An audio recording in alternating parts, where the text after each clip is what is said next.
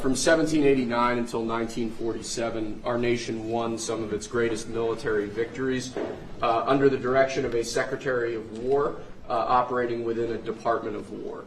Today, with this executive order, you will authorize the current Secretary of Defense and the current Department of Defense to once again embrace this great lineage and once again be named the Secretary of War and the Department of War.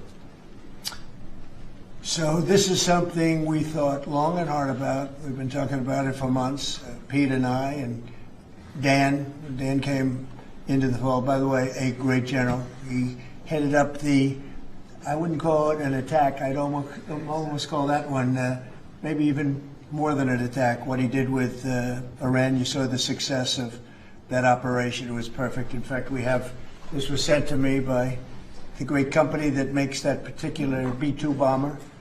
And it was flawless. It was actually flawless. They flew for 37 hours back and forth, and there wasn't a bolt that was out of condition. There wasn't an engine failure. There was no problem.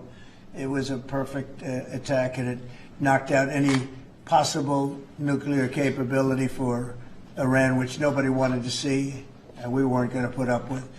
So great job, Dan. And we've been talking about this Department of War. So we won the First World War. We won the Second World War. We won everything before that and in between. And then we decided to go woke, and we changed the name to Department of Defense. So we're going Department of War. And I'd like to ask our Secretary of War to say a few words. Pete Hegseth. I think it's a much more appropriate name, especially in light of where the world is right now. We have the strongest military in the world. We have the greatest equipment in the world. We have the greatest manufacturers of equipment by far. There's nobody to even compete. And you see that with this and so many other things. The Patriots are the best. Every element of the military, we make the best by far.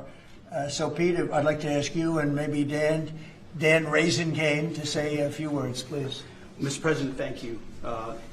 After winning a war for independence in 1789, George Washington established the War Department, and Henry Knox was his first Secretary of War. And this country won every major war after that, to include World War I and World War II. Total victory, Mr. President, as you said. Then 150 years after that, we changed the name after World War II from the Department of War to the Department of Defense in 1947.